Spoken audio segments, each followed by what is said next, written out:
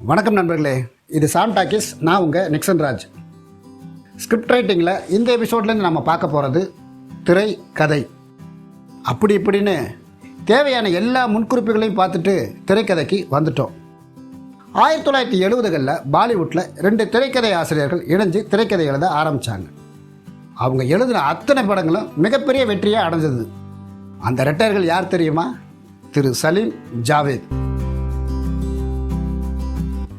இன்றைய பாலிவுட் சூப்பர் ஸ்டாரான சல்மான் கானோட அப்பா தான் திரு சலீம்.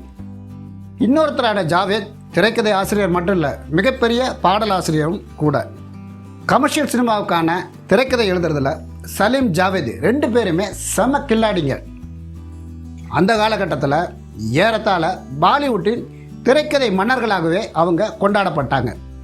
சாதாரண நடிகராக இருந்த திரு அமிதாப் பச்சனை சூப்பர் ஸ்டாராக மாற்றியதில் சலீம் ஜாவேத் திரைக்கதைகளுக்கு பெரும் பங்கு உண்டு.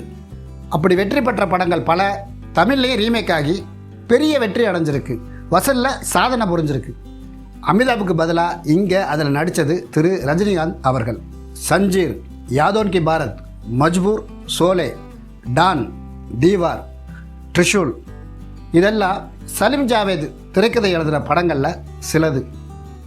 இதில் சஞ்சீர் தான் திரு எம்ஜிஆர் நடித்து நம்ம ஊரில் வெளிவந்த சிரித்து வாழ வேண்டும், மஜ்பூர், நான் வாழ வைப்பேன், யாதோன் கி பாரத், நாளை நமதே, டான், பில்லா, தீவார், தீ, ட்ரிஷூல், மிஸ்டர் பாரத். சலீம் ஜாவேத் எழுதின திரைக்கதைகள் தமிழில் மட்டும் இல்லைங்க, மலையாளம், கன்னடம், தெலுங்குன்னு எல்லா மொழிகளையும் ரீமேக் ஆகி மிகப்பெரிய வெற்றி அடைஞ்சிருக்கு.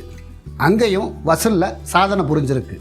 அவங்களோட கமர்ஷியல் திரைக்கதையில் ஏகப்பட்ட உத்திகள், டெக்னிக்குகள் இருக்கும். வெகுஜன சினிமாவோட சூத்திரங்களை உள்ளங்கையில் வச்சுருந்தாங்க. சலீம் ஜாவேதோட திரைக்கதை உத்திகளை இன்றைக்கும் பலர் ஃபாலோ பண்ணுறாங்க. பல கமர்ஷியல் படங்களில் அவரோட திரைக்கதை சாயலை பார்க்க முடியுது. இதுதான் அவங்க 2 பேரோட வெற்றி. சலீம் ஜாவேத் எழுதிய திரைக்கதையில் உருவான ஷோலே இந்தியாவின் ஆல் டைம் பிளாக் பஸ்டர் படங்களில் ஒன்று. அந்த படம் வெளிவந்த மறுநாளே ஒரு விமர்சனம் வந்துச்சு.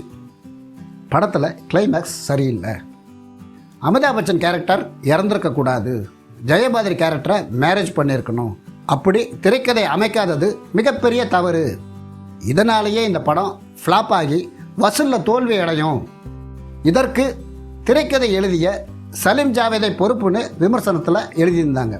இந்த விமர்சனத்தை பார்த்ததும் சலீம் ஜாவேத் 2 பேருக்கும் அப்படி ஒரு கோபம். ஏன்னா ஷோலை திரைக்கிறதுக்காக அவங்க பட்ட கஷ்டம் நிறைய. அதனால் அந்த விமர்சனம் வந்த மறுநாளே ஒரு பத்திரிக்கையில் இவங்களே ஒரு விளம்பரம் கொடுத்தாங்க. அந்த விளம்பரத்தில் என்ன இருந்துச்சு தெரியுமா? எங்கள் திரைக்கதையில் வெளிவந்த ஷோலே கண்டிப்பாக எல்லா சென்டர்லேயும் 50 வாரங்களுக்கு மேலே ஓடும், அதிகபட்ச கலெக்ஷனை குவிச்சு பல ரெக்கார்டுகளை உருவாக்கும், இது உறுதின்னு அவங்க விளம்பரம் கொடுத்தாங்க.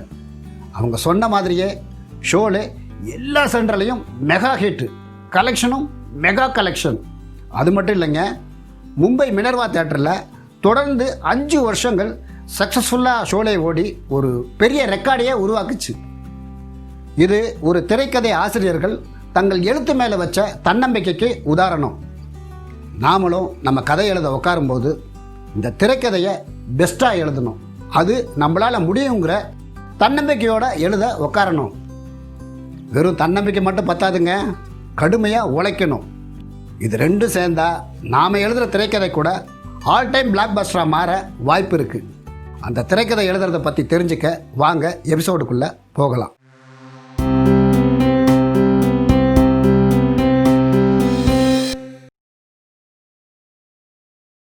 இந்த திரைக்கதை தொடரில் நான் சொல்கிற எல்லா விஷயங்களுமே திரைக்கதை எழுதுறதுக்கான விதிகள் இல்லை. இப்படி செஞ்சால் சரியாக இருக்கும். நமக்கு முன்னே படம் எடுத்தவங்க எப்படியெல்லாம் திரைக்கதை எழுதி வெற்றி பெற்றாங்கன்னு அவங்க படங்கள் மூலமாக நான் உணர்ந்ததை, என் அனுபவங்கள் மூலமாக நான் உணர்ந்ததை உங்ககிட்ட ஷேர் பண்ணுறேன், அவ்வளவுதான். கதாசிரியர் இயக்குனர் திரு PS ராமையா, மணிகொடி கால எழுத்தாளர். 1940களிலிருந்து 70கள் வரைக்கும் பல கதை திரைக்கதைகள் எழுதியவர். திரு ஸ்ரீதர் இயக்கிய போலீஸ்காரன் மகள், திரு எம்ஜிஆர் நடித்த பணத்தோட்டம் இதெல்லாம் அவருடைய கதை தான். அவர் ஒரு தடவை இப்படி எழுதியிருந்தார்: ஒரு நல்ல கதைக்கு 4 நிலைகள் உண்டு. 1, ஒரு போராட்டம் ஆரம்பமாகிறது. ரெண்டாவது அதில் சிக்கல்கள் உருவாகிறது, மூணாவது அந்த சிக்கல்கள் முற்றி உச்சநிலை அடைகிறது, நாலாவது அந்த உச்சநிலையில் ஒரு தீர்வு ஏற்பட்டு சிக்கல்லேருந்து வெளியே வர்றது. திரைக்கதை உருவாக்கத்துக்காக அவர் இப்படி எழுதியிருந்தார். இப்போ நாம் திரைக்கதை எழுத போகிறோம். அதுக்கு முன்னாடி திரைக்கதை கட்டமைப்பை பற்றி கொஞ்சம் தெரிஞ்சுக்கிட்டு அதுக்கப்புறம் திரைக்கதையை பற்றி நாம் பார்க்கலாம். திரைக்கதை கட்டமைப்புகளை பற்றி பல வல்லுநர்கள் பல சூத்திரங்களை எழுதியிருக்காங்க. அவங்க சொல்கிறதுல ஒவ்வொருத்தருக்குள்ளேயும் நிறைய மாறுபாடு இருக்கும். ஆனால் அடிப்படையான விஷயம் ஒன்று தான். ஒரு மனுஷன் வாழ்ந்தாங்கிறது கதை இல்லை. அப்படி வாழும்போது அவனுக்கு சில பிரச்சனைகள் வந்துச்சு. அந்த பிரச்சனையோடு அவன் போராடினா, ஒரு நாள் அந்த போராட்டத்தில் ஜெயிச்சு பிரச்சனைகள்லேருந்து வெளியில் வந்தான். அப்படிங்கிறது தான் கதை திரைக்கதையோட கட்டமைப்பு. உதாரணத்துக்கு சில படங்களை பார்ப்போம். திரு விஜயகாந்த் நடித்த சின்ன கவுண்டர். ஹீரோ ஒரு ஊர்லேயே பெரிய மனுஷன். அவர் குடும்பத்துக்கு ஊரில் அப்படி ஒரு மரியாதை. சுற்றி இருக்கிற எல்லா கிராமத்துக்கும் அவர்தான் தலைவர். பேர் புகழோட அந்த கிராமத்தில் வாழ்கிறார். இது வில்லனுக்கு பிடிக்கல. சில சூழ்ச்சிகள் செய்கிறான். வில்லனோட சூழ்ச்சியால் ஹீரோ தன் மனைவியை பிரிகிறார். பேர் புகழை இழக்கிறார். பழி சுமத்தப்பட்டு அவமானப்படுத்தப்படுறார். எந்த ஒரு ஜனங்க அவரை வாழ்த்துனாங்களோ அவங்களே மண்ணை வாரி தூத்துறாங்க. அதற்கு பிறகு ஹீரோ வில்லனோட சூழ்ச்சிக்கு எதிராக போராடுறாரு. கிளைமேக்ஸில் ஜெயிச்சு மறுபடியும் அந்த ஊரில் பேரும் புகழோடவும் வாழ ஆரம்பிக்கிறார். இன்னொரு படம் சொல்கிறேன். திரு ரஜினி சார் நடித்து சங்கர் இயக்கிய சிவாஜி. ஒரு கல்வி நிறுவனம் ஆரம்பித்து எல்லோருக்கும் இலவச கல்வி கொடுக்கணுங்கிற நல்ல நோக்கத்தோட கோடிக்கணக்கான ரூபாயோட இந்தியாவுக்கு வராரு சிவாஜி. வில்லனோட சூழ்ச்சியால் எல்லாத்தையும் இழந்து ₹1 நாணயத்தோட நடு ரோட்டில் நிற்கிறாரு.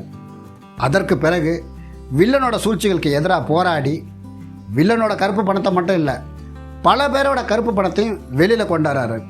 கிளைமேக்ஸில் வில்லனை முறியடித்து அவரோட ஆசைப்படியே கல்வி நிறுவனத்தை தொடங்குறாரு. இப்போ இன்னொரு படமும் சொல்கிறேன். திரு விக்ரம் நடித்த தில்.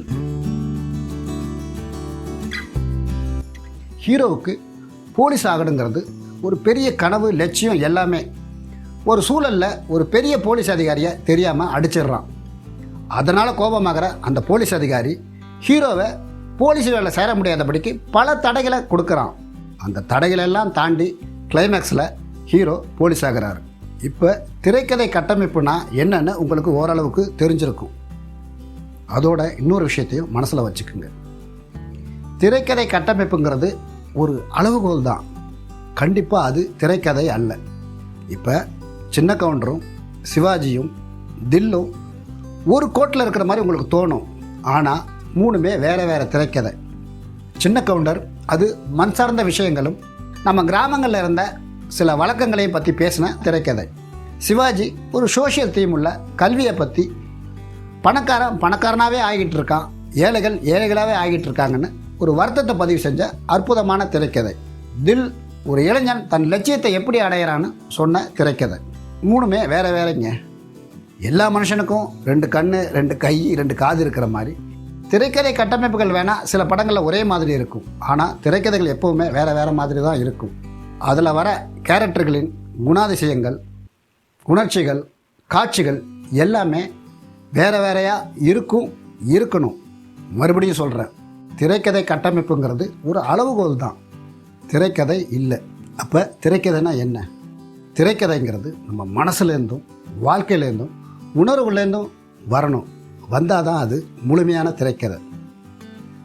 அடுத்த எபிசோடில் திரைக்கதையோட துவக்கத்தையும் ஒன்லைனையும் பார்க்க போகிறோம்.